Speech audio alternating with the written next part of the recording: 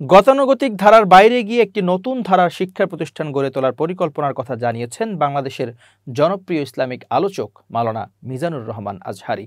তিনি বলেন, যেখানে শুধু জাতিকে লিড দেওয়ার মতো দক্ষ ও সৃজনশীল এক নতুন প্রজন্ম গড়ে তোলা হবে, যারা ইসলামী মূল্যবোধকে ধারণ করে দেশ ও মানবতার কল্যাণে কাজ করবে।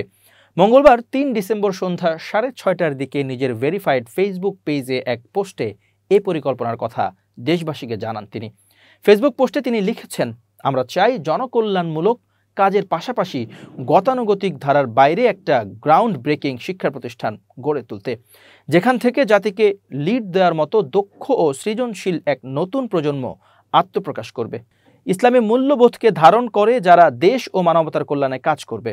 নিজের স্বপ্নের কথা জানিয়ে তিনি লিখেছেন, জাতির জন্য একটি স্বপ্ন বোনা হচ্ছে। এই স্বপ্নের কথা দেশে এসে আপনাদের সঙ্গে শেয়ার করেছিলাম কিছুদিন আগে। তখন আন্তরিকভাবেই অনেক শুভাকাঙ্ক্ষী একাডেমিক ও প্রাতিষ্ঠানিক এ উদ্যোগের অংশ হতে চেয়েছিলেন। আলহামদুলিল্লাহ, নানা গুরুত্বপূর্ণ পরামর্শ আমি ইতোমধ্যে আপনাদের থেকে পেয়েছি। আমাদের পরিকল্পনাটা এবার শূন্য থেকে দৃশ্যমান করতে চাই।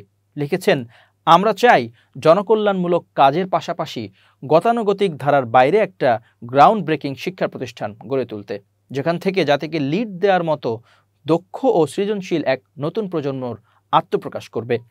ইসলামী মূল্যবোধকে ধারণ করে যারা দেশ ও মানবতার কল্যাণে কাজ করবে স্বপ্ন পূরণের বিষয়ে তিনি লিখেছেন, ইংরেজিতে একটি কথা আছে, ড্রিম বিগ।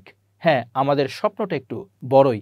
আমরা আমাদের জায়গা থেকে সর্বোচ্চ চেষ্টাটুকু করতে চাই। পূর্ণতা দেওয়ার মালিক মহান আল্লাহ তাআলা।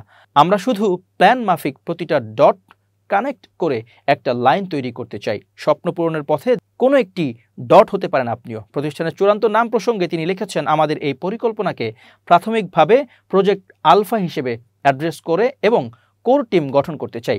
এ বিষয়ে চূড়ান্ত নাম পরবর্তীতে জানানো হবে বলেও জানান তিনি।